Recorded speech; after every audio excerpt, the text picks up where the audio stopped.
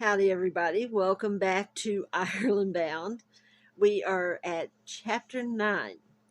I've got some new equipment, so hopefully this will go a lot smoother and better than it has in the past. But like I said, we're at chapter 9, and this one that we're doing this go around, let's see, there, there we go. This little guy right here, that's my grandfather, Dick Rogers. And this other little cutie here right next to him, that is his uncle Enel. Now, as you can tell, there's not a lot of age difference in them. In fact, there's about 2 years between Grandpa and his uncle Enel. When Grandfather's mother, who was Hazel, uh, yes, that's a kitty behind me. That's Kingston. Kingston, say hello. So Grandfather's mother, who was the oldest of 8 children, she, as happens sometimes when you have a lot of kids, like I said, there's about 8 kids there. Sometimes the oldest child will have a child who is within a few years of the same age as their youngest sibling, and that was the case. Hazel gave birth to a son, my grandfather, who was just 2 years younger than her youngest sibling, her youngest brother.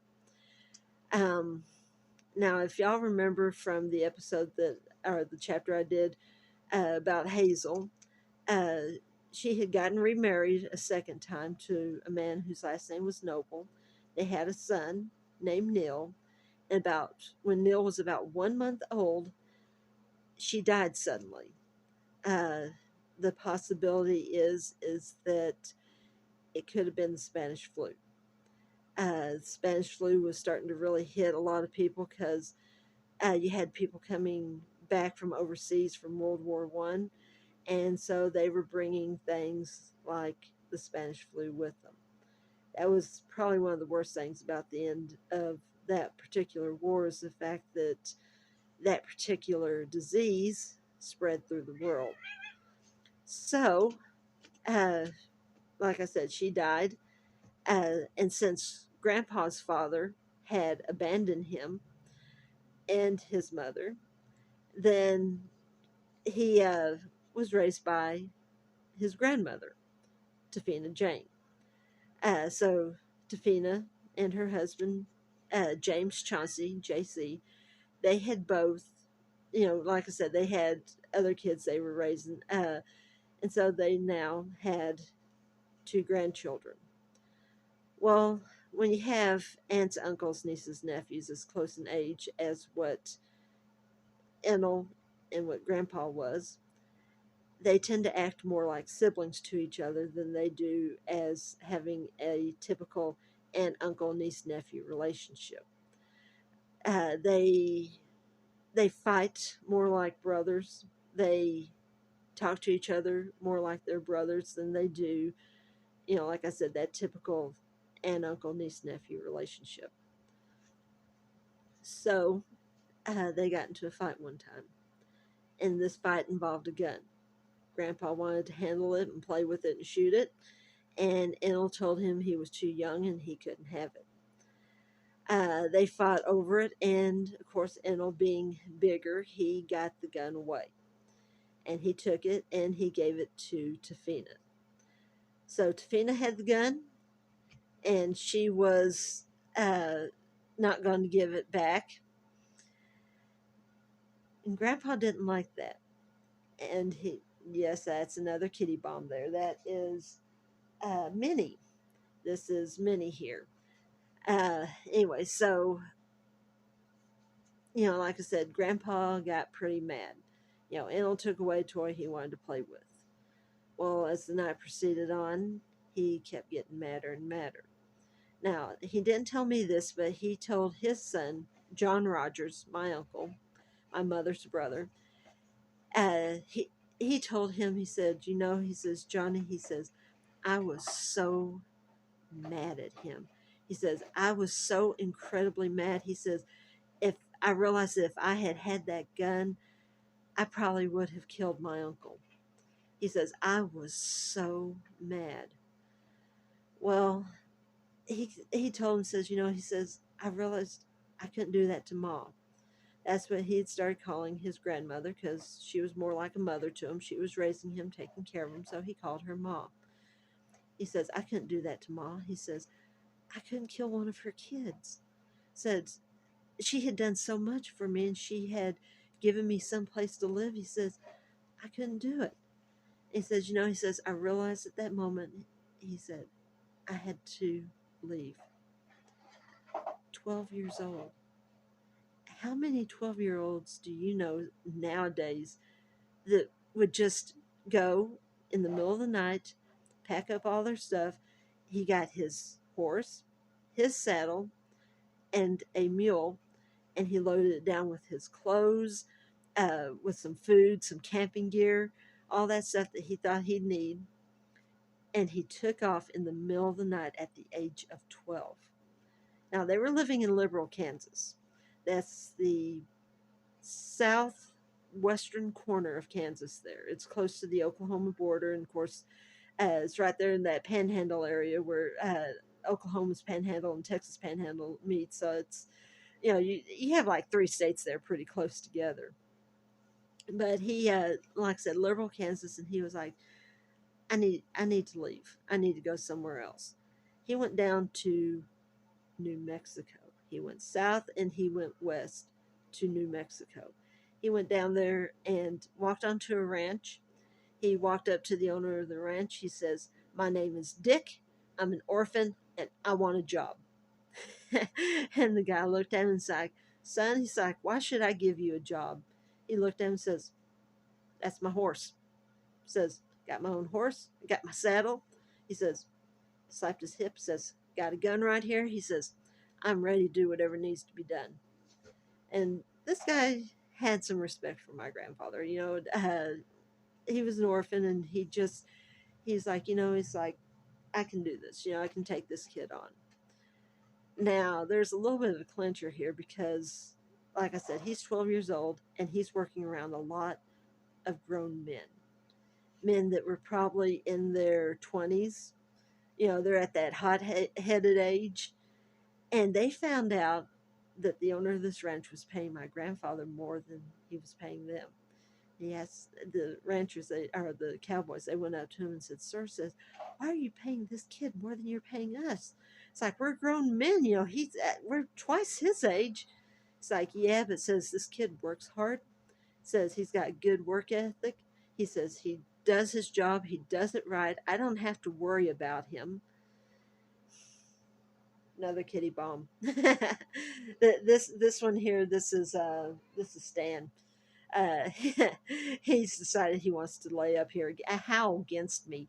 Um, Never mind. Stan's gonna sit back there. But anyway, so oh,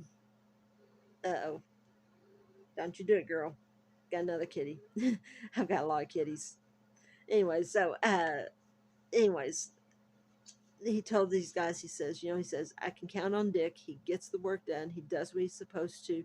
Says he works hard. Says, and also too, says, this kid showed up. This one here, this is July. Like I said, I've got a few kitties here, so that's July. She's a little bit of a nuisance right now.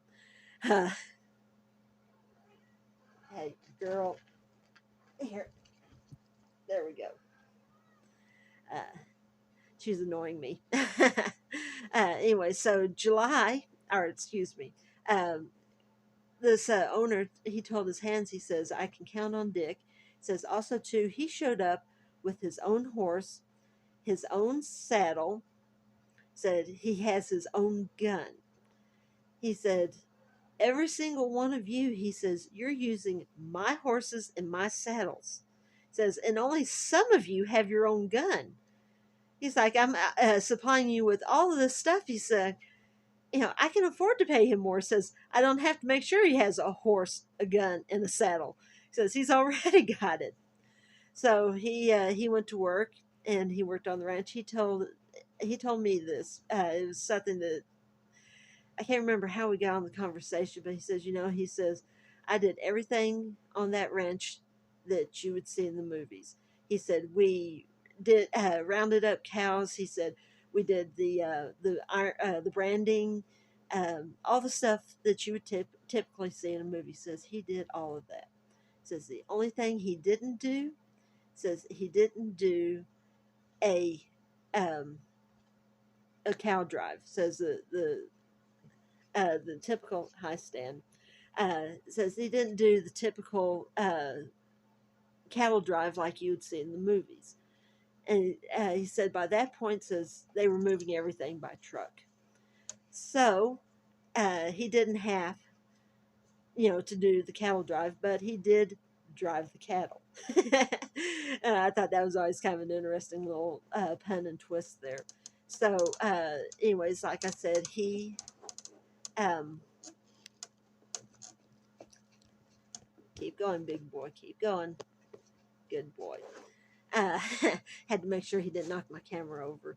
Um, anyway, so he did everything, but said he drove the cattle in a truck. So they put him in a trailer and a big old truck to pull it, and that's how they hauled the cows. He said there was one time, says he was driving down the road, he says, and all of a sudden, all the cows decided to shift their position at the same time and flipped his truck. So that was the only time that happened. Says after that, he said he made sure those cows didn't have any room to move. Says they were packed in there so tight. Oh, this is one of my newest ones here. This is Kingsford. Have I introduced him? I can't remember. Uh, he was dumped out on me. He and his brother Yosemite, they were foundlings who were yeah, I think I did introduce him. They were dumped out on me. Anyway, so back to the story. Grandpa, there he goes. Grandpa had these cows turn over the truck he was driving.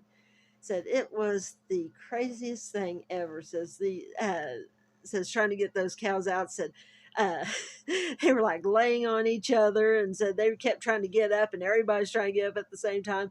But said he found someone to help him get the trailer righted, got the cows back in, and went about his way. There's another really good story too. Of course, like I said, he did everything. He'd ride out on the ranch, take care of the cows out there, check on things. One of the times when he was out riding, he was on a horse, and the horse, like the year before, had been bit by a snake. So the horse was like really um, snake shy. you know, uh, this horse spooked really, really, really easily. And so Grandpa's riding along and said the horse started acting funny and said he started realizing, there must be a snake around here somewhere. And then all of a sudden he said the horse reared up on him. And from the way he said it, he says, I was legally through'd. Trust me, you had to know my grandfather. That's how he'd talk.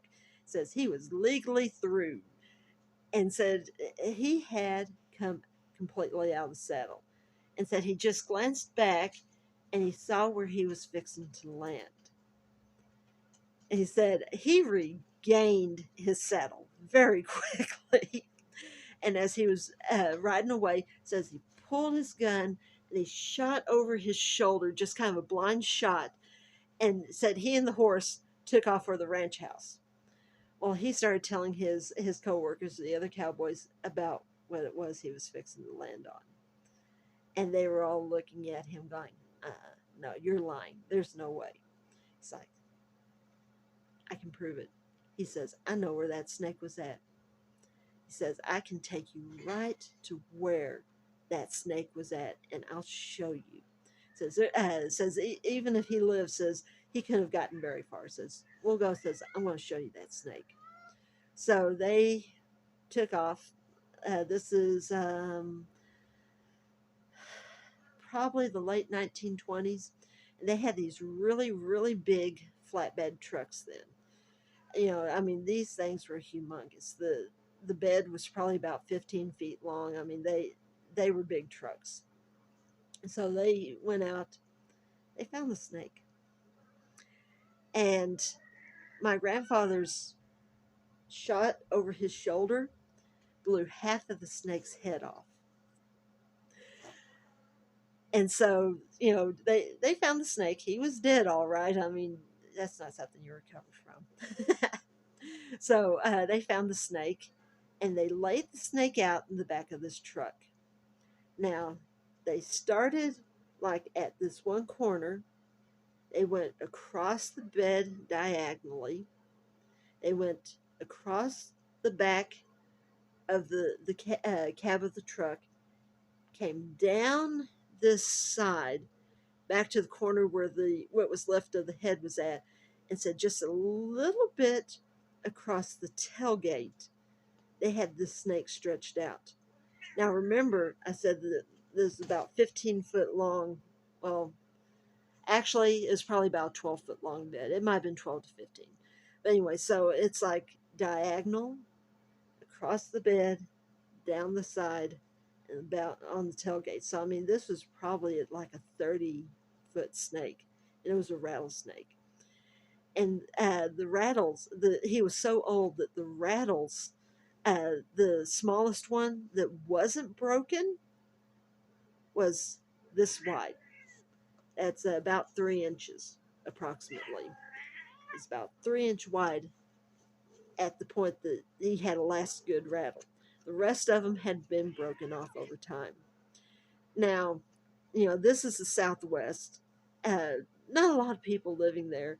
And they had figured that probably this snake had been out in the desert, never seen a human being in its whole entire life. And who does it meet? My grandfather, who blows off half of its head. But anyway, so it was quite an experience. Um, he had a few more stories. Those are the ones I can remember right now. I love that snake story. People are always like, seriously? It's like my grandfather said, and I have nothing but his word to go on that that's how it really happened. But I mean, if you look at some of the snakes that they're still finding today, some of them are like 15 feet long. I mean, it could happen. I mean, I know you expect that, like with the boa constrictor, to be like 20 to 30 feet long. You don't expect that from a rattlesnake. But yeah, it was a big rattlesnake. Um, I don't know what happened to it. I don't remember. I don't know if they skinned it, tanned the hide, and everybody got a new pair of boots off of it. I don't. I don't know what happened to the snake. I mean, that big of a snake, like I said, they could have made boots for everybody with those snakes, that snake skin. But yeah, so my grandfather, he had an interesting part of his life. He was on the the ranch for about 10 years, and then he left, and his brother Neil, the two of them went up and became lumberjacks for a little bit. I'm not sure where at.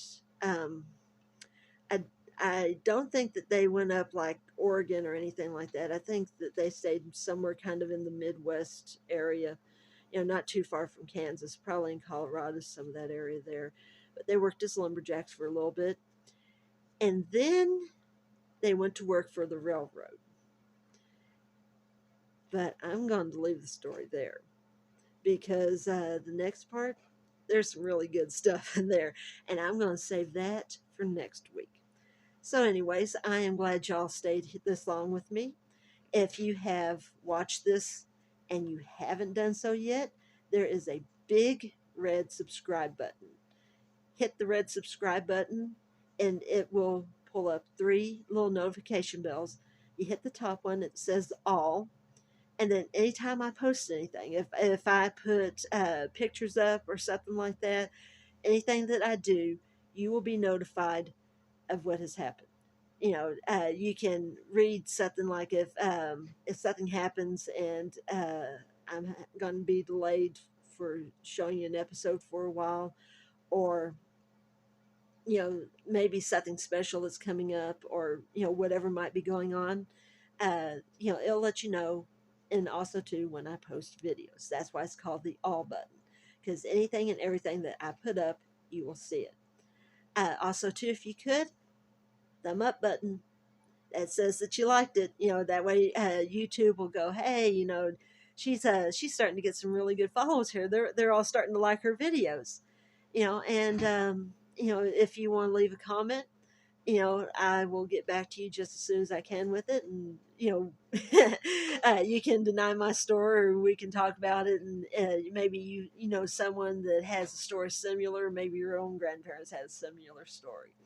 But I'd be happy to talk to you. Anybody that wants to leave a message. So leave a comment. And until then, I hope everybody has a great week. And I'll see you next time.